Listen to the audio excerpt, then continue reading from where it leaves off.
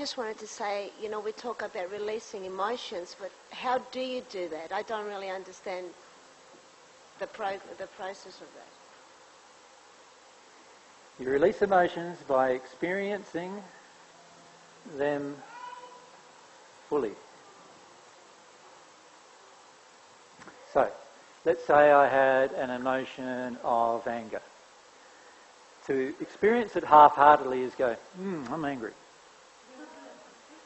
Well, that's not really not experiencing it at all, is it? No. But then if I go, I start raving on, I start feeling the rage, now I'm starting to feel it. Does that make sense? Now I'm starting to experience it. But if I really get into it and really breathe through the entire process, connect to my diaphragm and breathe and really get into the anger and the rage inside of me, bash a boxing bag or something like that, now I'm starting to get close to experiencing it fully. And let's say it's sadness. So we sit down and we say to ourselves, somebody asks you, how are you feeling? Oh, I'm sad. Well, I would say, no, you're not sad, you're denying your sadness, actually. Because if you were sad, you'd be crying. Right? So I start crying.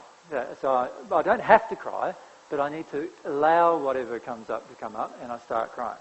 So I start crying, and if I feel it fully, I will release all of that particular sadness that's in me in that particular moment. Now, children are experts at this. And you were an expert at this at one point in time in your life, right? Probably when you were 1 or so. That's when you're an expert. And then, as a result of suppression of emotion, you finished up getting a lot of blockages to feeling your emotions. So to feel the causal emotion, I have to experience them fully. So here I have a heap of underlying, really deep emotions of grief, shame, and other types of emotions, right? And let's say there's a layer over that. If I am prepared to experience that emotion fully, there will be no layers over it. In other words, any emotion that comes up would be like a child. So, you know, you don't have to say to a child, you're allowed to cry now. You don't send a child to therapy generally to help them cry. Right? Most of us send a child to therapy to help them stop crying, but not to cry, right? And that's because the child is automatically able to experience its emotions fully, generally. But what we do as parents is we get real concerned about them experiencing their emotions fully, so we start doing layers of blockages over the top. The layers of blockages all began with our own fear, parents' fear I'm talking, and that fear was then transmitted to the child. So we have a layer of blocking emotions over the child's grief, shame and other causal emotion. Now that emotion there, now can I experience my grief fully if I have to feel it through fear? It's very hard, isn't it? Because I start crying and then I get afraid. So I start feeling shame, but then I feel terrified of the shame. And this is the trouble, is that the reason why we're not experiencing our emotions fully is because we've got layers of stuff over the top of the emotions we need to feel. But fear is also a terrible emotion to feel. So what we do is we create another layer over the top of that, generally. Right? So of anger. So now not only we're trying to feel our grief and our shame, but now we've got anger in its way and we've got fear in its way, and we've got to get through those somehow. And then on top of that, we don't like being angry, that's a bad thing. And so many of us in that, we go into our mind, we go into this real intellectual place, which is often really quite depressed in the sense that it's very detuned from all of our emotions, right? And I'm now in my mind all the time. It's like you ask me, there was a time in my life about 14 years ago where if you asked me what I felt, I wouldn't be able to tell you. I couldn't tell you what I felt. And now I can tell you what you feel, besides telling you what I feel. Does that make sense? Now that's where all of us can go. We can all know what everyone's feeling and ourselves are feeling.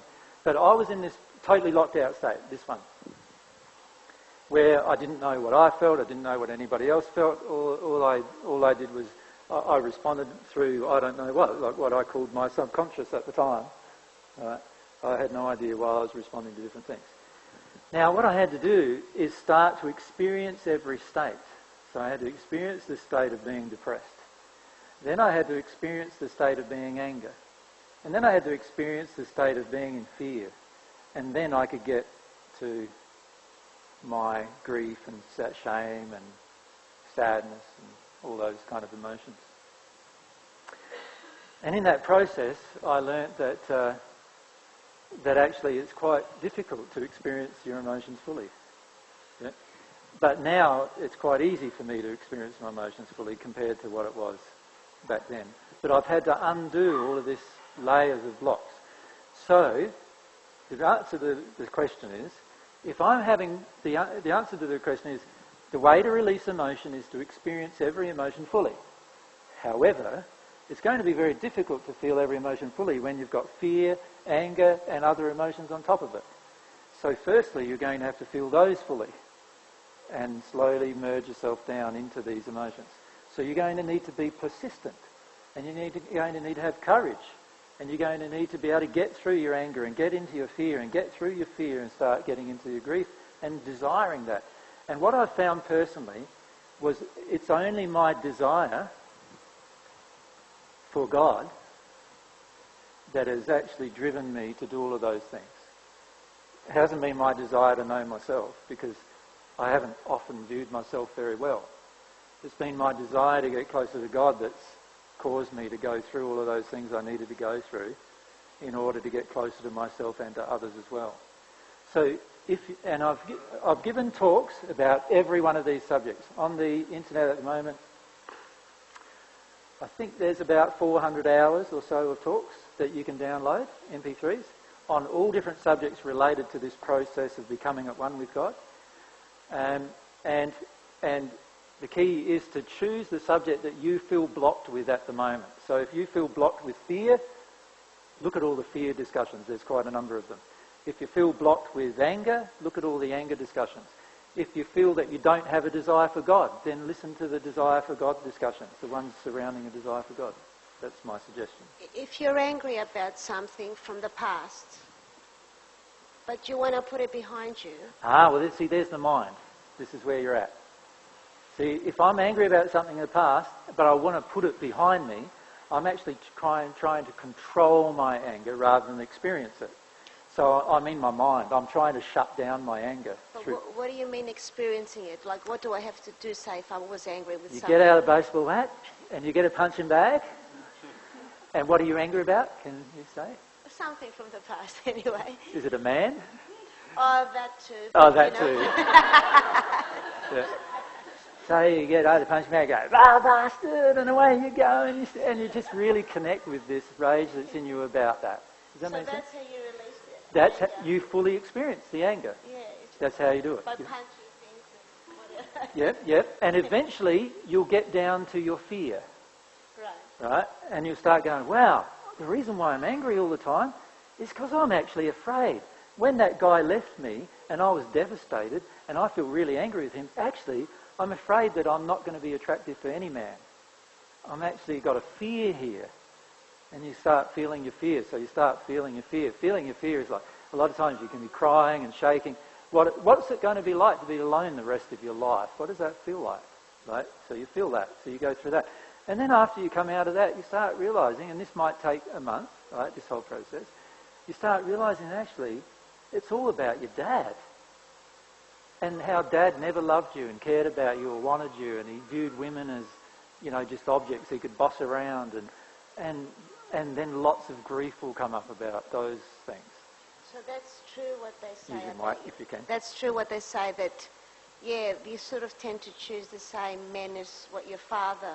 No, not always. You can choose the opposite man to your father as well. Right. So usually you either choose the same or the opposite, but no one in between. Right. Yeah. And the reason why we do that is we often swing from one emotional addiction to the other, and we don't get to the point where we've healed our addictions, where we've released them, because we don't want to go through the process of feeling our emotions fully. Instead, what we do is we get to the anger and go, I don't want to be angry anymore, right? So how do I not be angry anymore? I forget about it. I try to forget about it.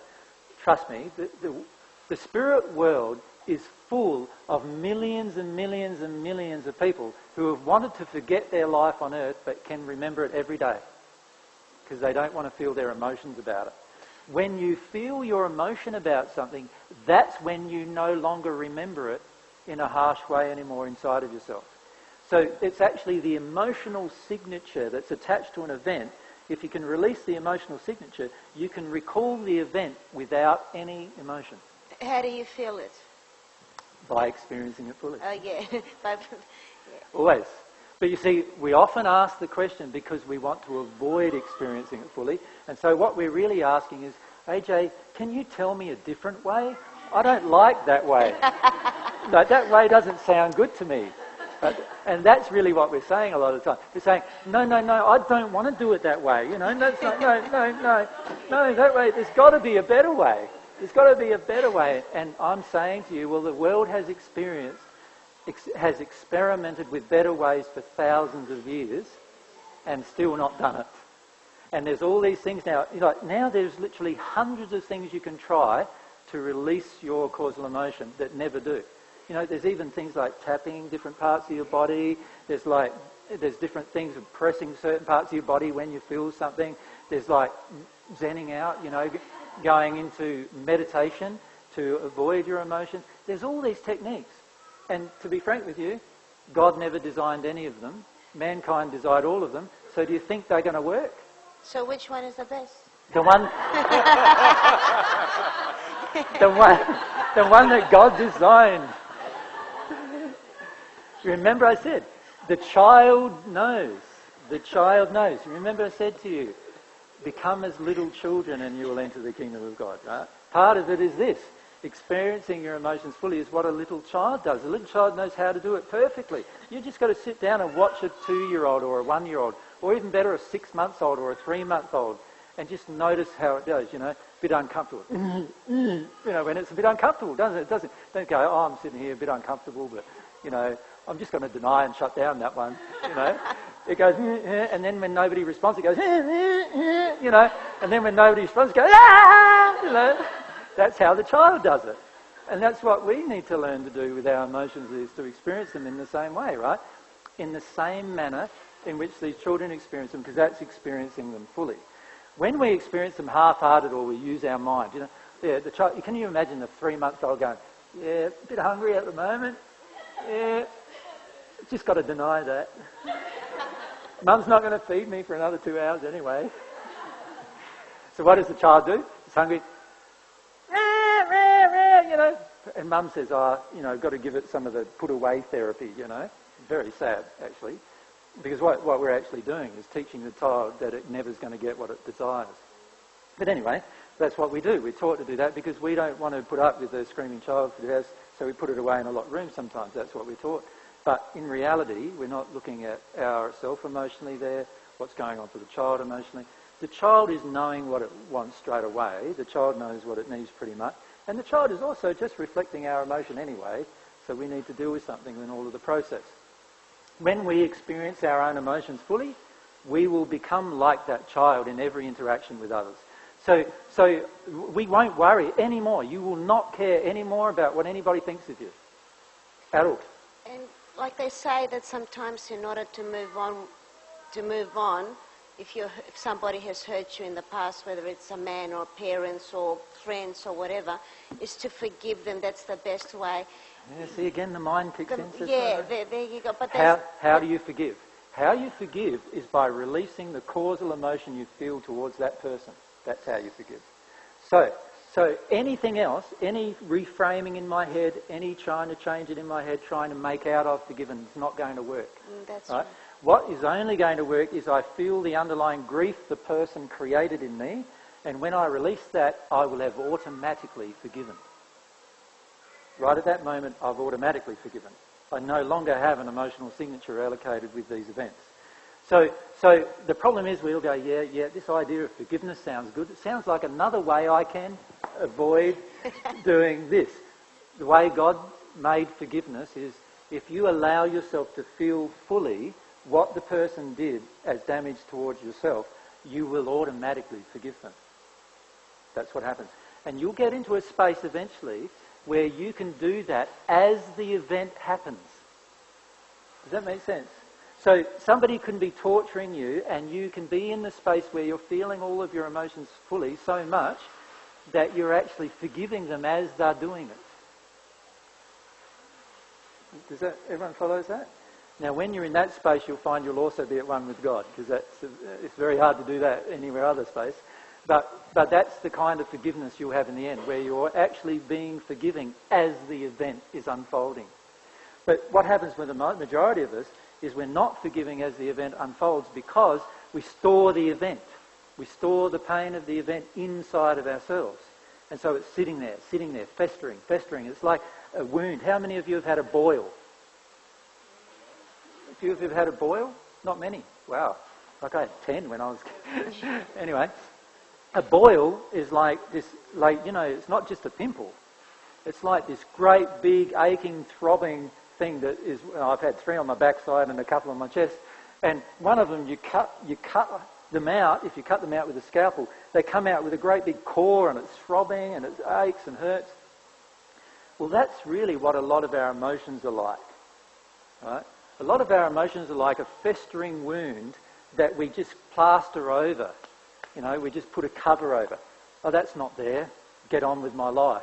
And then we go through life and another wound comes. You imagine if you did this, if you were in a battle for a moment.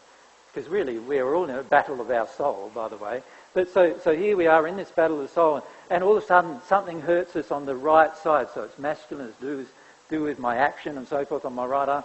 So what I do is I cover over that wound. Imagine it's a physical wound, great big split in there, or broken arm even. And I just cover it over, I just patch it up, I don't bother doing anything else. And then something else happens, and something else gets hurt, and something else gets hurt. What am I going to end up like in the end? I'm going to end up like the mess that I described at the start. Remember, way back here, the guy who we looked at in the mirror. Where was it? There he is. Who's looking at himself and seeing a mess, and we're not wanting to deal with any of it. Right?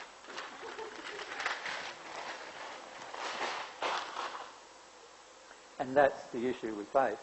So the reason why we ask a lot of our questions of how do I deal with my emotions is because we are not willing to look at the way the child deals with its emotions, and instead we want there to be another way, any other way than that way that God created for us to do.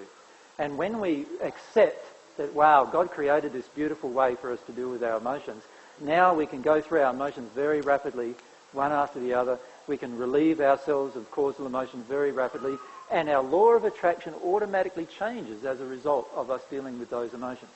And when I say rapidly, it may take 5 years, right? But that's better than living 75 years without dealing with any of it and having to cope with your law of attraction in the process, right? It's a lot better. So, getting back to wherever we were, not that one, not that one, that one. You don't want to do that. So just admit it. I don't want to do that. No, it's not a matter of not wanting to do it. It's a matter that it has to come out naturally sometimes. It does. And remember I said to you, the only way it's going to come out naturally, if you stop your mind games, and remember your mind games are, I've got to forgive, and my mind game is, can I reframe it? Am I going just tell myself a different message and I'll get over this? That's all my mind games. And then I get into the anger I feel about having to do it, Yeah, that's a lot of you will be pretty angry with God about having to do this, right? So you'll get into the anger, you get into the rage of it and experience that. And then you'll get into your fear. Wow, I'm terrified about doing this. This is really scary. Like I'm going to see myself in the mirror as I truly am. How hard's that? That's probably the most difficult thing in your life you're ever going to have to face, is seeing yourself as you truly are, right? So I get through that process. And then the grief will just come up naturally after that. It'll just flow out of me, I'm walking along the road, somebody, drives past in their car, splashes on the side of the curb, and I get covered in water. And what do I normally do? I go, at the person, waving my fist at the person who can't even see me anymore. But I'm in this state now, so what will I do? I'll probably just sit down on the side of the road and cry for half an hour, like, no one loves me anymore. And I will, just like a child would, and let that emotion out. That's what I'll do. And then, just like a child, I'll get up and say, that's over. And off I go walking again, wet even perhaps. And then I go into the next event, whatever the next event is. Now, as I progress on that path, each event will become further apart generally, right? If I'm open and willing to deal with my emotions, the events will become further apart. And obviously, initially, there's a lot of grief to feel. So the grief will go one bang, bang, bang, bang, bang, bang, bang, bang. You know, there'll be grief maybe 4, 5, 6 times a day where I'll be crying about something, right? But then I'll get to the point where it's 2 times a day. And then I get to a point where it's 1 time a day. And then I get to a point where it's 1 time every 2 days. And then, you know, and eventually I'll get to the point where almost all of it's gone. And that's a bit frustrating, to be frank with you, because now things are a bit more harder to feel because, you know, they're very hard to trigger. But whenever you get triggered, you'll feel those events. And eventually, you'll get no more painful emotion. Yeehaw! Right? No more painful emotion, and only pleasurable emotion after that. And that is the point also, if you're longing for God's love, that you'll actually be at one with God as well. Right? But we only can do that if we start. And this thing they say sometimes, I hear, what doesn't kill you makes you stronger. That's the mind again, isn't it? That's the mind again. Off she goes. Tells me another fib, you know, like, what do you mean, what doesn't kill me, mate? Of course, that's quite logical, perhaps. It didn't kill me, right? But at the end of the day, how did it make me stronger when I don't feel stronger? I feel like terrified by what happened, you know? So you see, a lot of times we reframe these things in our mind to avoid the emotional experience of them. And what I'm saying is your mind is a great tool to use to help you get closer to God or to hinder you greatly. And it's really up to you which way you choose to do it. Now, if you keep choosing to reframe it, to say things, to convince yourself to get out of your emotion, then your mind is going to be a big impediment in the process of becoming at one with God. But if you use your mind to get into your emotion, reason on what's going on, look at your law of attraction, then your mind is going to be a powerful tool to help you to become at one with God. Far away.